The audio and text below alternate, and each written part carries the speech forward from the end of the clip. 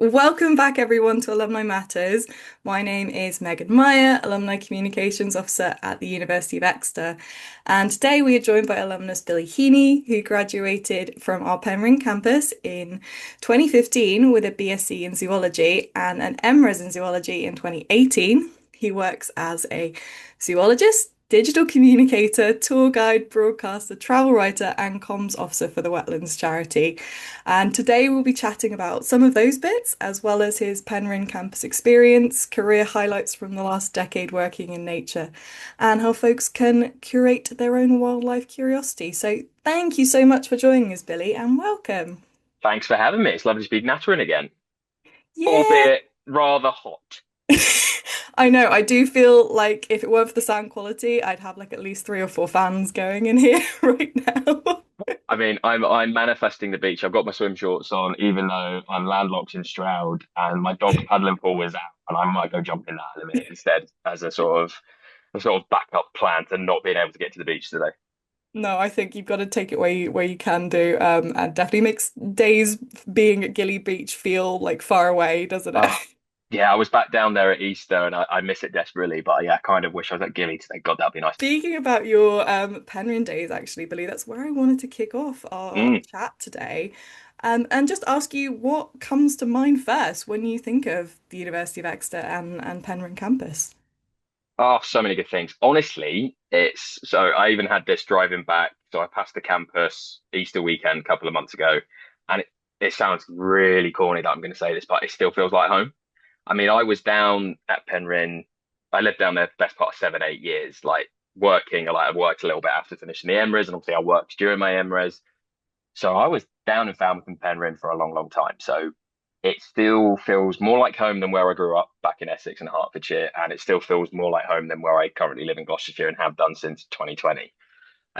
So yes, I miss it desperately, but it is a place where, to be honest, it's like everything got so exciting. I was at a friend's wedding a couple of weeks ago, and it was some of the lads that I lived with during my third year, and they were all zoology boys, and we were just reminiscing on stuff and we are all chatting and we sort of like we all of us were really good at never taking it for granted because we knew how lucky we were to be there. But it was sort of we're all like just talking the other week and we realized, God, we had it bloody good down there. And I don't think that's corny at all. I'm the same when I see my uni mates. It's the people, the experience, it's everything. And when it really just gets into your heart and feels like home like that, Yeah, it's lovely to hear it's still like that nearly 10 years very on. much so. I mean, it's like I've not been on the campus itself for a couple of years. I went down and did a talk for the Marine Verts Masters a couple of years ago. But even just like, yeah, walking through the Stannery at Penryn, I know it's been developed and it's grown a lot since when I was there, but it's still, yeah, walking through the Stannery going up towards the ESI, I'm like, ah, we're back. This is great. I could chat to you for ages about everything. But the next thing I wanted to ask you today, so sort of giving that bit of a flavor of some of your various different hats that you wear as your job. Hmm. One of my favorite descriptions that you've gone for yourself is as a marine mammal nerd. Oh, yeah. And I'm a firm believer in one of the greatest joys in life, sort of listening people to talk about stuff they're passionate about, which I think is something that you definitely don't struggle with. So I wondered if you could sort of share a bit with our listeners and viewers what your origin story is and sort of how that became sort of a core part of your identity, I guess. It's going to be less cool than a Marvel origin story, but we'll go for it. There's no superpowers, but yeah, I love that. A complete self-confessed marine mammal nerd. I actually said orca dork on a radio thing once, and it stuck for the rest of the interview. So I tried to scale that back a teeny bit. But no, I mean, like many people that grew up in the early 90s, I watched Free Willy when I was a toddler and absolutely was hooked. And now my mum I'm a massive fidget. I mean, I'm not going to sit still through this interview. I'm already swaying on my chair and moving back and forth. So there you go. But so I'm a massive fidget, always was as a kid. And the first time my mum said I ever sat still was when she put Free Willy on when I was 2. I think I was on like a little beanbag just right in front of the telly, and she gave me like a packet of biscuits, and then I was just like, yeah, done. That was me. And then that was my gateway drug. It really was. The Warner Brothers classic was my gateway drug into the natural world, and it was, every duvet set was whale and dolphin themed, or bath time. I had killer whale toys in the bath, no matter where you were. And then I had this like massive killer whale painted on my bedroom wall, which was brilliant. I was gutted when we moved house when I was 10. And obviously, I grew up in a very landlocked part of Hertfordshire in Essex, so there was no whales and dolphins on my doorstep. But I did have wetlands and wildlife. That's where the bird watching kind of came into it as well with my grandparents. But it really wasn't until I got to Penryn where the marine mammal nerd got to kind of be unleashed to the full extent, because then I had marine mammals living on my doorstep. And that's not You're like living your hello. best life. Yeah, I'm not saying there was a load of beach whales and like Glasney View, but it was. So I started volunteering. There's EcoSoc down there, which opened up a few connections. And then when I started in 2012, I started volunteering for AK Wildlife Cruises. They're still going. So I started volunteering on the boat, and then that was just like every weekend I was just out volunteering as a tour guide, and I learned so much. B, I got to be out at sea, which I love, and I still do to this day. And I still remember, I think it was second year exams. And I just finished the exams. And then the guy that I was working for on the boat was like, Billy, there's bottlenose dolphins in the harbour. Where are you? And I was like, I'm on my way. And then, so I literally finished, got out of the exams, and we went out, and we were just by St. Anthony's Lighthouse. We were just at the mouth of the Carrot Roads. I'd literally put my pen down an hour before for whatever exam.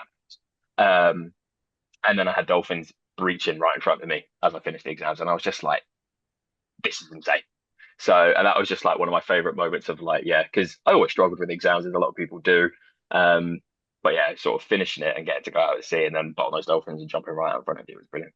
Um, and obviously, then when it kind of got into my third year, I started doing, obviously, as everyone does, I was doing my dissertation, and I was very lucky to work with Matt Witt, and there was a grey seal project. Then I did like this grey seal project, which then turned into my master's project. So I spent a lot of time I spent a lot of time looking at pictures of seals on the beach, and they looked like furry slugs by the end of it because they were tiny dots. But the fieldwork aspect of getting to go to the North Coast to check it was great. And then one of my favorite things that I did during my master's actually was, it was nothing to do with my master's, but it was relevant.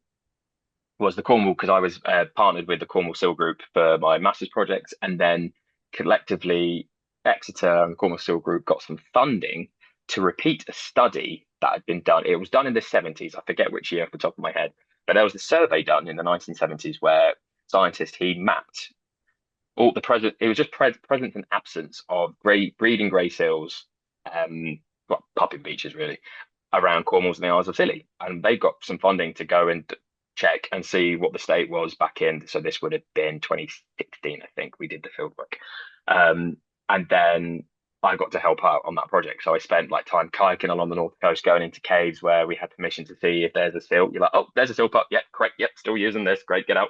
And then we got to spend some time on the Isles of Scilly for 5 days in November doing seal surveys, which was fantastic.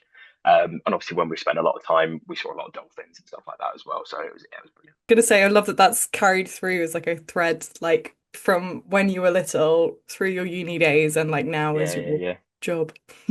Yeah, and it was like it's the Grey Seal work actually, that project that I did when I started doing more of the my own freelancing stuff. Having that sort of background and that experience got me my first radio gig doing the Nature Table, because I was talking about grey seals, which opened up a few more doors. So it was actually like got a lot of love for a grey seal. And it always just feels like so amazing when you do see one, because even though it's Yeah, like yeah, yeah, common, it's like never yeah, guaranteed. You feel like you've just like witnessed some magic when they yeah, like appear. absolutely. Nice old mermaid dogs. Yeah, no, they're fantastic. Spent a lot of time watching them, so I have a big soft spot. One of my favorite things is when we were doing that Silly's field work.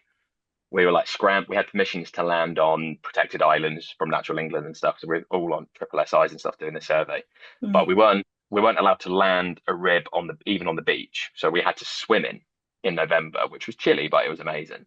And then we were scrambling over all these rocks, and I forget the geology, but it's like very granite-esque rocks down there. And some of them were really pale. And then I was like scrambling over some boulders, and then this boulder in between my legs rolled over, and it was a seal pup. And I was like, hey, mate. And he just growled at me. And I was like, yeah, okay, yeah, you live it. Great, cool, I'm off. But it was one of those we didn't see him. He was tucked in so like snug against these two boulders, and we were hopping over him. And then the seal pup turned upside down. I was like, oh, cool. But it was a cool day. Like the cutest jump scare ever. Yeah, literally. I was like, yeah, I won't repeat. I think I did scream quite a high pitch because it made me jump. I was like, oh my God. Oh, there he was. So that was good. Well, it definitely sounds like, in the last decade of your career, there's a certain amount of, highlights. And I can't imagine trying to pick, all of those. We could easily fill Mm. more than the time we have this conversation talking about some. But I wanted to ask, what are three moments from your career that have made you feel curious, awed, and hopeful? I think this is a weird one because it's actually not marine, but it's stuff that I started doing during lockdown when I found myself landlocked. I got obsessed with badgers, like obsessed, and I'm still obsessed with them now. So I think curious is definitely like, I mean, that was lockdown nature connection, as many people had to find an outlet. Mine was camera trapping the little woodland behind the garden fence where we were living at the time. That and I did some stuff for the Wildlife Trust with that, and some like local BBC Gloucestershire stuff about the badgers and stuff. So I say curious would probably be camera trapping badgers during lockdown, and I'm still doing it now. I got a new set, I've got some better cameras, and I'm doing some stuff with NHBS. So they're letting me test out some new camera kit, which is great. And yeah, I just never been able to sort of shake that habit for the last sort of, well, yeah, 6 years. Awed. Um, I mean, the first time I saw wild killer whales was insane. Me and my mate Callum and Rich, we'd all, basically we'd all had a bit of a crappy week. Something had happened in personal life, sort of thing. We'd all had a bit of a bad week, and we had a boys' night, and there was a crate of beer. And by the time the crate of beer was gone, we'd booked flights to Iceland, which we didn't have the money to do. And we were all doing Emirates, and it was just like we woke up in the morning and been like, did we really just book flights to Iceland? It was like, okay, so we're doing it. We did do it on a budget. We did it like we did mass. The most expensive thing was the hike, and I made this like vlog. And it was like my first like proper sort of adventure travel film. And the first time we saw Orca was my lifelong dream, right? From being watching Free Willy at 2 to then seeing Orca. So I would have been the February, March. So I was 21 still because I'm a summer baby. So I was in my first year of my master's, but I was 21. And yeah, it was just the most ridiculous thing I'd ever seen. And it still was like, yeah, I was like, I just gotta go to the back of the boat to take a better picture, boys. And they were like, yeah, all right. And there's me like drying my eyes, crying at this back of this boat. They still haven't let me forget it. I'm too right. And then hopeful. I mean, one thing that was really cool, and this was like more, and again, it's a Gloucestershire story rather than anything, but I think a reintroduction project that I got to help document and film was the pine marten being reintroduced into the Forest of Dean. So that was just to be, I was more of a fly on the wall rather than, actively being a part of it, but I got to help again with camera trapping and following the surveys, and we made some other fit. I did a piece for Countryfile on that, and then I then started working for the Wildlife Trust, and we made this like nice 20-minute short documentary for YouTube about it. But I was actually just being a part of a reintroduction project. And something I'm doing now with WWT, where I work in my day job, is we put a license in with partners to reintroduce white-tailed eagles to South Wales. So I'm really excited to be a part of that in the comms capacity over the next couple of years as well. One of the things I know you did do recently, which I wanted to take the chance to ask you about, was last year you visited Antarctica, which looked incredible. And I wondered whether you could share a bit about what that trip meant to you, and Hmm. also like perhaps some of the impacts of like climate change you were able to observe Yeah, upfront yeah. during that time as well. I mean, yeah, it is hands down the most ridiculous place I've ever been in my life. And I feel very lucky to have been there. And it sort of came about like going back to volunteering on the boat in Falmouth. It sort of, if I hadn't done that, I wouldn't have gone to Antarctica. So, because we're just going to rewind a little bit about how it came about, because sort of when it would it have been 4 summers ago, there's the COVID couple of years, and then so it would have been, yeah, 2023. I got back into the wildlife guiding world. I was trying to find a way to get back out on boats. I was obviously landlocked, and I was like, I want to get back into guiding. And then a friend of mine was like, he started working for Hebridean Adventures, and he was like, dude, there's a slot this week in September. Can you come? I was like, oh my God, this is like the inn I wanted to. This is perfect. I did that for 3 summers, here and there, doing little freelance stints. So I was doing that. I got back into the wildlife sort of guiding world, and then this connection I made came through LinkedIn. I was like, basically, like as I'm very cheeky on LinkedIn as you need to be, and then got in touch with this guy, and he was a managing director of an expedition cruise company at that point. I sent him a message. He got back to me. He was really polite, and he was just like, "This is great. I'm actually leaving this business and setting up my own travel company. Can you send me an email in 2 months?" And I was a bit like, "Okay, this is great," but I thought it might have been a polite put For down like detour, yeah. because I'd had I mean, my list of almost is ridiculous. So I was like, okay, fine. But I honestly, I made a note in my calendar, being like, email this dude again. I emailed him. He was like, great, so glad you reached back out. This is now set up. And he asked for, I just wrote some articles. So I had like, I did one about whales and dolphins, just like, past experiences. Cornwall came up and where I went backpacking when I finished my master's. So I just did like a sort of greatest hits article about my favorite whale and dolphin encounters. So I did that. And then the month after, I was going back out on the Hebrides boat to do a tour. And he was like, could you write sort of like a daily summary of what happened, what you saw, and where you've been? So I did that. So I'd done these like sort of like these two little bits for this travel company called Explorer. And then in November 2024, and I was about to go to Norway with people from Whale and Dolphin Conservation. So I was doing this trip, and we were talking about an article that I put together about this thing that I was doing with Whale and Dolphin Conservation. I got to Slimbridge early one morning, and I was in the bird hide before work, nerd. And then I just got this email pop up on Gmail just saying Antarctica question mark. That was it. And it was just like, so I had this 10-year plan. So I'm 32 next month. So I started guiding again when I was 28, 29, and I was like, right, got a bit of a plan. By the time I'm 40, I want to get to the Antarctic. I was like, a couple of years doing UK stuff again, try and get to, I was like, right, I want to build up my sort of portfolio again as a talk. And then that plan went out the window. Which I'm very thankful for. And I remember I was in the bird, I was in the rush at Slimbridge. I couldn't open it. I had to go make a cup of tea and sit down before I could open it. And I had my cup of tea, then I opened it, and it was like, there's a space on this ship at the end of the season in March 2025. Do you want to go? And I was like, oh my God, yes. So that's how I came about. And that was a really long-winded way of saying yes, I went. But it was insane. It nearly fell through, but it didn't. And then I got to go. And then we had, I mean, it was a massive adventure. So the company I went with was Ocean Wide Expeditions, and it was on an ex-Dutch Navy ship that had been upgraded into a sort of passenger vessel, about 89 meters long, I think she is. And she's known in the industry to be like, she's not a luxury expedition ship that you see. She's more practical, and she rolls. She feels the motion in the ocean. She's not the most stable. And we had the worst Drake Passage crossing of the entire season. It was hairy. So, I mean, I've got quite good sea legs from doing everything, but there are times where you still feel a bit crook, even if you're working. And we got on, and I spoke to one of the expedition team. I was like, how's it looking? And they were just like, awful. They were just like, absolutely terrible. And we nearly didn't leave. It was that bad. And then we had this day where we averaged 10-meter waves. And at one point, it hit 14-meter waves. And the ship went to 42-degree angle.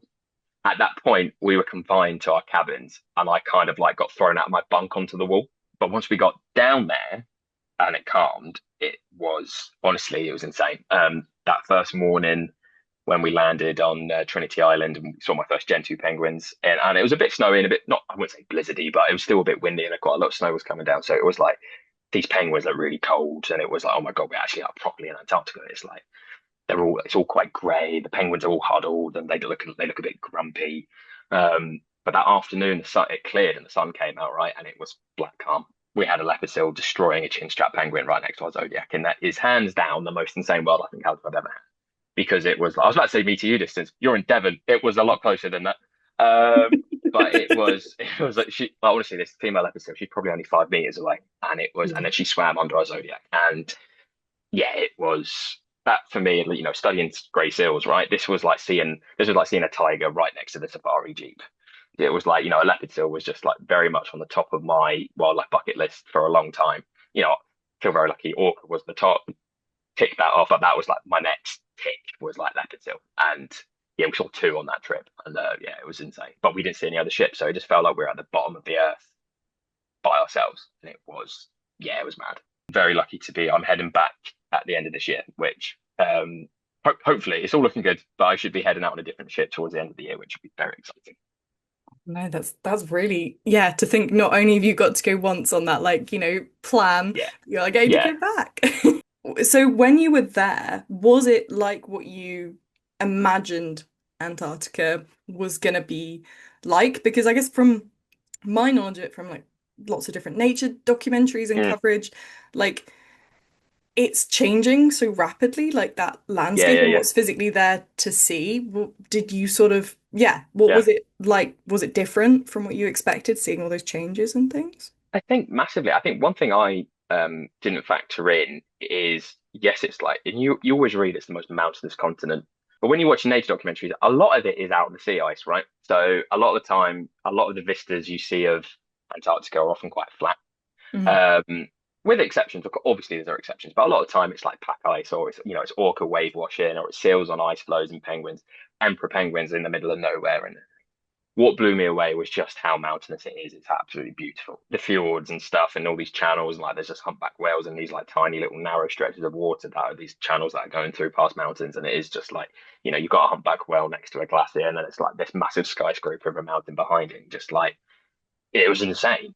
And there was some evidence, you could see like Gentoo penguins are actually doing really well with climate change comparatively to like Adelies and chinstraps because when they nest, they like bare rock, which they're getting more of, whereas the Adelies and the chinstraps aren't so happy.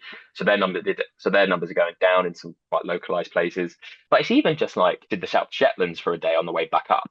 So we got to go to Deception Island. It's just like and Half Moon. It's just like how volcanic it is, and actually how like those areas are rather than white. But we were at like the end of what we're sort of going into the autumn at this point, so it was still it'd been summer.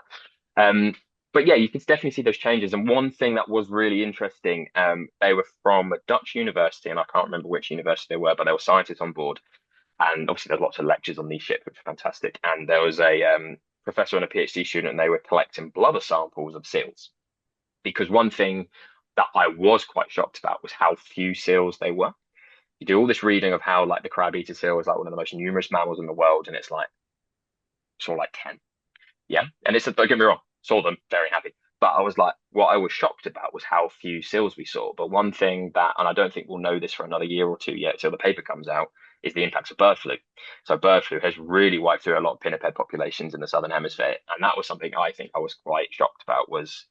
They were was few and far between. We saw far more humpbacks than we did seals, and so that was something that was quite current. But that was kind of I was quite surprised about that. There was a lot less seals than I was expecting. It'd be interesting to see what comes back from that study Yeah, and yeah, big time. sort of the Yeah, yeah, impact yeah, of all of that going forward. yeah, for sure. Um, for my next question, Billy, sort of Mm, we've traveled all the way to Antarctica, but now I'm bringing it hmm. back slightly more to the UK. Yep. I'm a similar sort of age to you, so I've recently hit 30, like in the last couple of years. And people joke that when you hit that point in your life, you're sort of choosing these different career paths of like becoming a marathon runner or a sourdough baker or a bird watcher. And I've Yeah. definitely, bird watching has become a Mm. thing. I've always loved nature, but I've really enjoyed this specifically. And I just wanted to ask for anyone else who is now feeling a bit more curious about wildlife and wanting to make the most of like nature opportunities in the UK, if you had any Yeah, yeah, yeah. tips for people. Yeah. I think you just get a pair of binoculars as your best mate. You don't have to spend a lot of money. Just, whatever your budget is, there'll be a pair of binoculars that will just enhance you going outside, right? Simple nature book, little pocket guide field. I love a field guide. I've got about six of them above my head here. Get a field guide, get yourself a pair of binoculars. Secondhand it doesn't matter. But it's just I feel like, even this morning, like because it's been so blooming hot, I'm taking the dog out really early. So I was in the woods at 6:30 this morning, and then we got really lucky where I live. There's a lake within the woods. I was just watching this little grebe feed its tiny little chick, and it's just like just it's also just like enjoying your local patch. I'm very lucky. I've got a lot of green space where I am, but it's just finding that time, even if it's just 10 minutes, like turn your phone off. What I love about my routine with the dog in the morning is I have no phone signal in this valley. So even if someone wanted to get hold of me, they can't. Brilliant. I have this hour every morning where I'm just like, okay, I'm spotting where the roe deer have gone, where the fallow's gone. I've had more goshawks this year than I've ever seen before, which is brilliant. But it is like it's being in that same local patch every day, and I'm very lucky with the valley that it is. But I think for anyone, it doesn't matter if it's a urban duck pond or a small space. I think it's just sitting and turning everything off and just being present, even if it's for 5 minutes. Don't distract. Take your headphones out. Put your phone away. Just watch, and you'll see something. And it's just like, and I think that's what lockdown did tell us as well a little bit. If you can, a pair of binoculars, and even if you're just up the top of a hill and you spot a buzzard in the sky, or you're lucky to be on the coast path and you see a gannet diving in, oh, what a sight that is! So it's just, there's so many little things that I think we take for granted. But the UK has some stonking wildlife. I mean, I'm very lucky with what I've done in the Hebrides, but even like, where we went to uni in Cornwall, like, you know, I love an intertidal zone because every time it's different. It doesn't matter if you're at Gilly Beach the same time every day, the tide's different. So you're going to see something different. So it's just, and that's what I love. And I like being out on my paddleboard looking for, I like bird watching or just being out at sea. But I think that for me as well, being near water, watching wildlife is even better. I think there's just more going on. Being near water calms you down as well. And I think there's just a lot more going on. I think it's a lot more visible. That's probably part of it. There's a lot going on in our woodlands and our grasslands. But I feel like there's sometimes with watery areas, there's a lot more going on at times. I think there's just a bit more in the experience that you can see. Definitely, 100%. And yeah, just I think I can definitely vouch for the benefits of just taking that time. So I hope those watching and listening on maybe feel a little bit inspired Mm, to take, stock of their local surroundings and carve out a bit of that time. yeah, absolutely. We've come to the final question in our chat, which I It's gone feel, quick. we could talk for a lot longer, but we're gonna try and bring things more to a Yeah, yeah, yeah. close. So David Attenborough, Mm. he recently celebrated his 100th birthday, and it's been super inspiring, I think, to me and to others to observe sort of the advances and the impact that have been made in conservation and natural history broadcasting during that century of his life. And I wanted to sort of ask, what would be your dream for how your voice can add to that next chapter and that sort of like legacy of your work, really? Blue Planet 4, would that be all right? No, I don't know. That's too cheeky because I know Flip Blue Planet 3 is it. coming out and it's called Clip It, just Blue Planet 4. No, I think I feel very fortunate that with, the connections that I've now made in this expedition industry and like getting to do some of this polar stuff. So for me at the minute, I've got my brain is very much focusing on like the polar side of things. So I'm up to the Arctic in a couple of weeks and get to go back to the Antarctic in a year. So I feel like, if there's something I can do and just showcase polar wildlife and bring that to other, make that more accessible and bring it. I mean, I appreciate these trips are very expensive if you're going as a tourist. So I feel very lucky that I'm getting sent on these ships to go and tell these stories kind of thing. But I think for me at the minute, it's, yeah, getting to like bring wildlife to people in an expedition capacity where there is a lot going on and there's, and I found because that I find like wildlife tourism quite interesting. The second part of my master's was actually about like wildlife disturbance and coastal footpaths that link into the Sill Hall out and stuff. So it kind of, it's kind of been there for a while, but so I do, and obviously working as a guide, so I found the wildlife tourism industry quite interesting. Yeah, it's just a really long-winded way of saying I'm going to carry on doing what I'm doing, and hopefully, at the minute it's yeah, as with everyone, I've got massive frustrations with my career, but that's part of it, right? You've got to keep hustling, and every time you get knocked down, well, you just got to jump back up again. And sometimes you can strop about it, but then you just got to move on, haven't you? But it's I think for me, want some stuff that I'm really excited about this year as well is some work that I'm doing with whale and dolphin conservation. So a big thing I'm also like obsessed with is, and again, this kind of links to the wildlife tourism stuff, is the fact that we still keep whales and dolphins in tanks, right? This is a big bugbear of mine and has been for decades. Um, so one thing that we're doing this year, I'm doing a campaign. I've got a meeting about it this week, actually. I'm not sure if you've seen, but Wiki and Keijo are two orca that are kept in a marine park in France, and they're the last two in France. So many European countries are changing their policies and their laws and legislation about keeping not just whales and dolphins, but big cats, apes, tigers, and circuses and stuff. There's a lot of stuff happening for the good. And as much as it is good that they're saying, okay, well, we're not going to keep whales and dolphins in tanks anymore. Okay, that's great, but where do those animals go? You know what I mean? It's not just cool, we're not keeping them anymore. Those animals still need to live. They still need to be fed because they're not going to survive in the wild. So there's a massive need for ocean sanctuaries, which we just don't have yet. Okay, you've got the beluga one in Iceland, but that's it. There's only two there. And there's this big campaign going on about trying to get these two captive-born killer whales to a Nova Scotia sea sanctuary. It looks like that's not happening, and it looks like they're getting sent to Laura Park in Tenerife.